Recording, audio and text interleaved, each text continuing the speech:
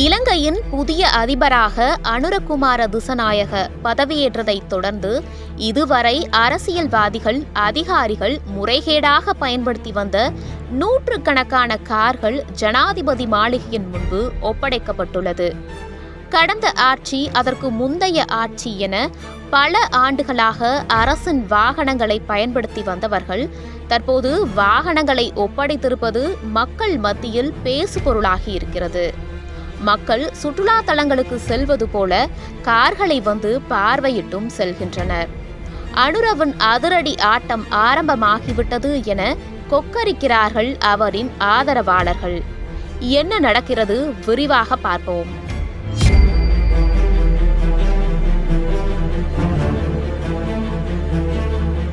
நம் பக்கத்து நாடான இலங்கையில் செப்டம்பர் 21ஆம் தேதி ஜனாதிபதி தேர்தல் நடைபெற்று புதிய ஜனாதிபதியாக தேசிய மக்கள் சக்தியின் அனுரகுமார திஸநாயக்க தேர்ந்தெடுக்கப்பட்டிருக்கிறார். ஜனாதிபதியாக பதவியேற்ற அனுர உடனடியாக நாடாளுமன்றத்தை கலைக்க உத்தரவிட்டார். இடைக்கால பிரதமராக ஹரிணி அமரசூரிய தேர்ந்தெடுக்கப்பட்டிருக்கிறார். நவம்பர் 14ஆம் தேதி நாடாளுமன்ற தேர்தல் நடைபெறும் எனவும் அறிவிப்பு வெளியாகியிருக்கிறது. இது ஒரு புறம் இருக்க, கடந்த ஆட்சி, அதற்கு முந்தைய ஆட்சி என பல ஆண்டுகளாக அரசின் வாகனங்களை பயன்படுத்தி வந்தவர்கள் ஒப்படைக்காமல் இருந்த அரசு வாகனங்கள் கொஞ்சம் கொஞ்சமாக ஜனாதிபதி மாளிகை முன்பு கொண்டு வந்து விடப்படுகிறது. இதுவரை நூற்றுக்கணக்கான வாகனங்கள் அப்படி திருப்பியும் விடப்பட்டிருக்கிறது. இதுபோல 60,000 கார்கள் வெளியில் இருப்பதாகவும், நாடாளுமன்றமும் கலைக்கப்பட்டிருக்கும் நிலையில் அனைத்தும் திரும்பி வந்துவிடும் எனவும் எதிர்பார்க்கப்படுகிறது.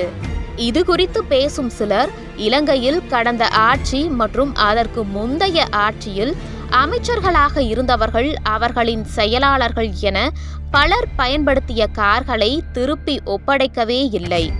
அது மட்டுமல்ல, இந்த கார்களுக்கு பெட்ரோல், சர்வீஸ் என அனைத்துமே அரசு பணத்தில்தான் மேற்கொள்ளப்பட்டிருக்கிறது. இதனாலேயே அரசுக்கு பொருளாதார இழப்பு ஏற்பட்டிருக்கிறது. இது போன்ற விஷயங்களால் தான் நாடு இந்த நிலைமைக்கு தள்ளப்பட்டிருக்கிறது. அனுரகுமார தேர்தல் பிரச்சாரத்தின் போதே அரசின் செலவீனங்களை குறைப்பது குறித்து வாக்குறுதி அளித்திருந்தார். அது மட்டுமல்லாமல், அரசாங்க பணத்தை கொள்ளையடித்தவர்கள், அரசு சொத்துக்களை கையகப்படுத்தியவர்கள் மீது கடுமையான நடவடிக்கை பாயும் என வாக்குறுதி அளித்திருந்தார். ஊழலை ஒழிப்பேன், ஊழல்வாதிகளை தண்டிப்பேன் என அவர் கொடுத்த வாக்குறுதிதான் இப்போது வாகனங்களை பலர் ஒப்படைக்க காரணம். இப்போது நூற்றுக்கணக்கான கார்கள் திருப்பி ஒப்படைக்கப்பட்டிருக்கிறது.